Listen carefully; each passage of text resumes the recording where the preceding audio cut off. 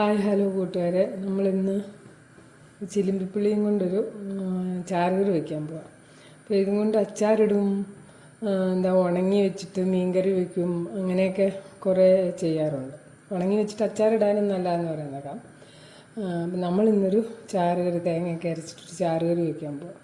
അപ്പോൾ നമുക്ക് ഈ വലിപ്പത്തിലുള്ള ഒരു 5 പുളിയാണ് ഞാൻ എടുത്തിട്ടുള്ളത്.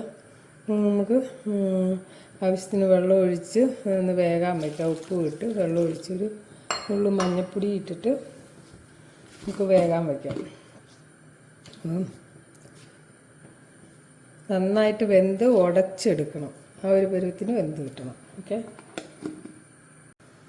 നമുക്കിത് ചേർക്കാനുള്ള അരപ്പ് റെഡിയാക്കാം. അപ്പം അതിന് വേണ്ട ഒരു കപ്പ് വരുന്ന തേങ്ങയുണ്ട്. അതിലേക്ക് നമുക്കൊരു 3-4 കാന്താരിയാണ് ഞാനിടുന്നത്. ഇവിടെ അമ്മയ്ക്ക് എരിവ് കുറവ് മതി. അപ്പോൾ ഞാൻ അതുകൊണ്ട് അതിന് കുറച്ചൊരു 4 മുളകേ ഇടുന്നുള്ളൂ. പിന്നെ നിങ്ങൾക്കൊക്കെ ഇച്ചിരി കൂടെ എരിവ് വേണമെങ്കിൽ ആഡ് ചെയ്യാം. പിന്നെ ഈ സ്പൂണിനൊരു സ്പൂണ് ജീരകം കൂടി ഇടുന്നുണ്ട്. മഞ്ഞൾ അതിലിട്ടിട്ടുള്ളത് കൊണ്ട് നമുക്കിത് മഞ്ഞൾ ചേർക്കണമെന്നില്ല. നമുക്കിത് ഫൈനായിട്ട് അരച്ചുകൊണ്ട് വരാം. നമ്മുടെ പുളി നന്നായിട്ട് വെന്തിട്ടുണ്ട്. അപ്പോൾ നമുക്കത് നന്നായിട്ടൊന്ന് ഉടച്ചു വിട്ട് കൊടുക്കാം. ഉടച്ചിട്ട് വേണം അരപ്പൊഴിക്കാൻ. ഇതിലേക്ക് നമുക്ക് അരച്ച് വെച്ചിരിക്കുന്ന അരപ്പ് ഒഴിച്ചു കൊടുക്കാം. ഇതൊരു മോരുകറി ലുക്കാണ് കേട്ടോ. എന്താണെന്ന് വെച്ചാൽ ആ ഒരു ടേസ്റ്റാണ്.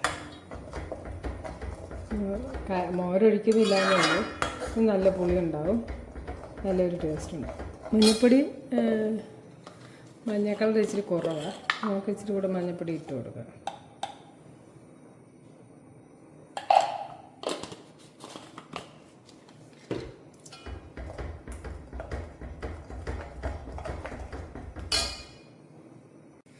ഇതിൻ്റെ ഉപ്പും എല്ലാം കറക്റ്റ് ചെയ്തതിന് ശേഷം ഞാൻ നോക്കിയാൽ മതി.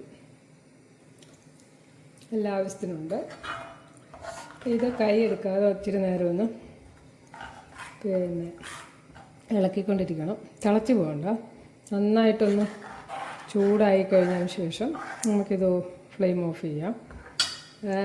തിളച്ച് കഴിഞ്ഞാൽ അതിൻ്റെ പച്ചമണം, തേങ്ങയുടെ പച്ചമണവും ജീരകത്തിൻ്റെ പച്ചമണം ഒന്ന് മാറുന്നിടം വരെ നമുക്കൊന്ന് നന്നായിട്ട് ചൂടാക്കാം. നന്നായിട്ട് ചൂടായിട്ടുണ്ട് ഇത്. അപ്പം നമുക്കിത് ഒരു പാത്രത്തിലേക്ക് മാറ്റാം.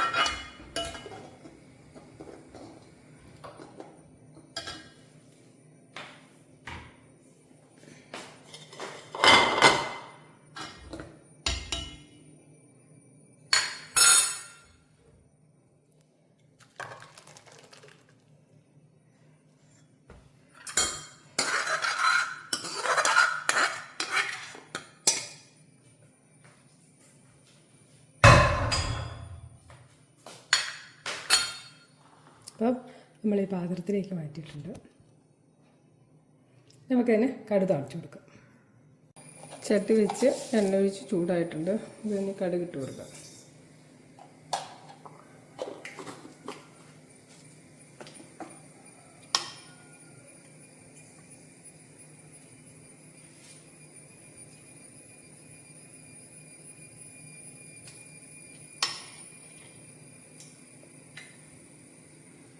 ഇതിൽ ചെറിയുള്ളി, പച്ചമുളക്, കറിവേപ്പില അതൊക്കെ വെച്ചിട്ട് വേണം കറി ഒഴിച്ചില്ല. അടിപൊളി ഒരു കറിയാണ് കേട്ടോ. ചോറ് വെച്ചിട്ട് കറിക്കാണല്ലോ നമ്മളൊക്കെ അന്വേഷിച്ച് നടക്കണം. എന്താ കറി വയ്ക്കില്ല. അപ്പോൾ ഈ ചിലമ്പിപ്പുളിയൊക്കെ വീടിൻ്റെ മുറ്റത്തുള്ളവർക്ക് പെട്ടെന്നൊരു കറി ഉണ്ടാക്കാൻ പറ്റും. ഇതിൽ നിന്ന് നല്ലോണം പറിച്ചുകൊണ്ട് വന്ന് വെച്ചാൽ മതി. ഒരു മീൻ വറുത്തത് ഉണ്ടെങ്കിൽ ഊണ് റെഡി ആയി.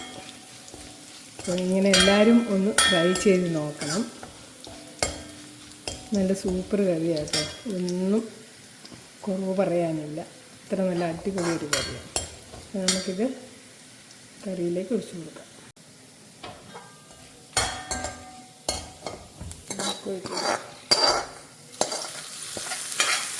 ഈ പുളിയുള്ള കറി ആയതുകൊണ്ട് അലുമിനിയത്തിൻ്റെ പാത്രത്തിലൊന്നും വെച്ചേക്കാൻ പറ്റില്ല കേട്ടോ.